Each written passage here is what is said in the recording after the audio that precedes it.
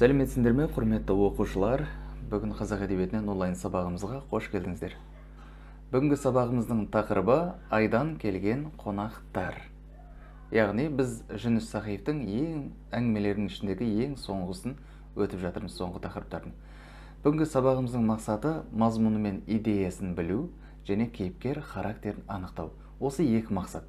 Демек, бүгінгі сабақта сендердің үйренетіндерің екі нәрсе. Біріншіден, әңгіменің не туралы екенін және не мақсатпен жазылғанын білетін боласыңдар, және де кейіпкер характерін анықтайсыңдар. Біз әдеттегідей сабағымызды тірек сөздермен бастайық. Жер шары, кит шоқ жұлдызы, жарық ғаламшары, мерген шоқ жұлдызы, көгілдір ғаламшары және қазақ алфавиті. Демек, біздер осы тірек сөздер арқылы шамамен алдағы мазмұнын болжай аламыз. Олай болса, құрметті оқушылар, сіздермен қысқаша мазмұнымен таныстырайық. Әңгіменің басында көлікпен келе жатқан Төленнің қорқынышы баяндалады. Төлен көлігін соңғы ауылға бұрып, сайдың жиегіне қарай беттеп жатады. Кенет айнадан бір жарқ еткен жарықты байқайды. Машинасынан түсіп, жерге секіріп түскен кезде қараса, ол жарықтың жерде емес, көкте екенін байқайды. Дыбыссыз барып сайға барып тоқтайды.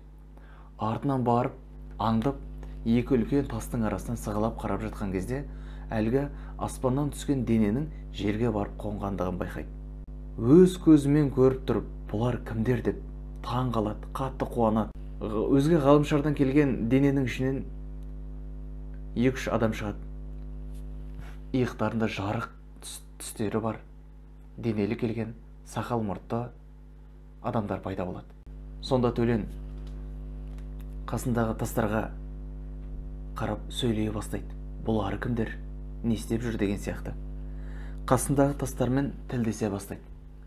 Бір уақытта таңбалы тасқа басқа бір жазу шыққан кезде, ол адамдардың өзімен сөйлесіп тұрғанын байқайды.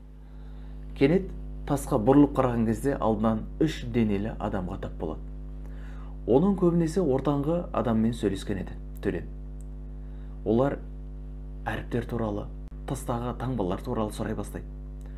Бір уақытта олардан сол әліпби туралы сұрап, біраз диалогқа көшіп, ғарыштың тілімен сендердің тілдерің, сендердің қолданған төл әріптерің біздікімен бірдей екен деп қуанып, әрі қарай өзге ғаламшарлықтар қоштасып кетеді. Келесі кездескенше деп олармен қоштасып Төлен үйіне қайтады. Қайтқан кезде бүкіл ауыл, бүкіл ел сол төл әріптерді үйренуге асығып жүреді. Себебі бұл біздің әріптер ғарыштағы бүкіл адамдардың әріптерімен, тілімен сәйкес келетін еді. Төл әріптерді Төлен күні түні үйретумен болады. Сонда Төленге мынандай бір ой келді. Ол әр күні әлгі өзге ғаламшарлықтардың қонған жеріне қарайды. Сонда Төленге мынандай бір ой келеді. Бұл тасқа кім назар аударған еді бұрын? Сол бұрынғы тас, сол бұрынғы сай, сол бұрынғы шөп, сол бұрынғы табиғат. Ал енді қараңызшы, өзге ғаламшарлықтар келген екен, ол тасқа тіпті мән беруіміз күшейе түскендей. Жұлдызы әлемнің тіліне айналуы. Әлемнің тілі біздің тілімізбен, олардың әріптері біздің әріптерімізбен сәйкес келуі бір ғажап дүние еді. Ең соң әңгіме соңында бейне телефон арқылы сөйлесіп, оларға хат хабарлама жіберіп, қашан келетіндіктері туралы айта бастайды. Хабарлама береді. Әңгіме осымен аяқталады. Ал енді, құрметті оқушылар, мазмұнымен таныс болсақ, енді идеясымен таныс болайық. Идеясы дегеніміз не? Идеясы жазушы не айтқысы келді? Ал енді қазір мен сіздерге бірнеше идеяны беремін. Сол идеяның арасынан бірнешеуін дұрысын таңдап алайық. Ғалымдардың еңбегін бағалап, құрмет көрсетуді қалайды. Түркология және тасқа жазылған таңбаларды таныстыруды қалайды. Мерген шоқ жұлдызының шынайы екенін көрсеткісі келді. Жасағанның еңбегімен Төленнің басынан өткенін айтқысы келді. Өзге ғаламшар аспаннан түскен дене туралы қызықтырғысы келді.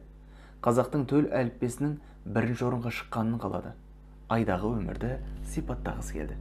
Міне, құрметті оқушылар, осылардың арасындағы ең негізгі идеясы қайсы? Яғни, жазушы не айтқысы келді?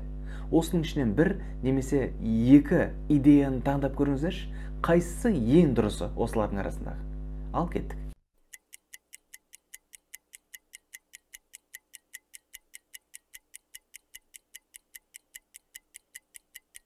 Анықтап болсақ, ендігі кезекте, құрметті оқушылар, біз кейіпкерлерге характерін табамыз. Бізде ең басты екі кейіпкері бар, жасаған және Төлен.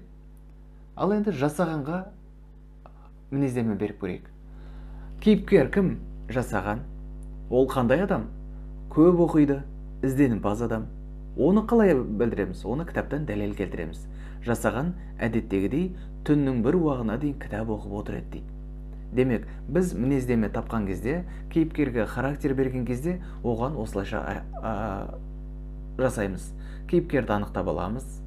Ол кім? Екінші, қандай адам екенін жазамыз, өз ойымызды. Үшінші, кітаптан дәлел келтіреміз. Дәл осы сияқты енді Төленге мінездеме беріп көрейік.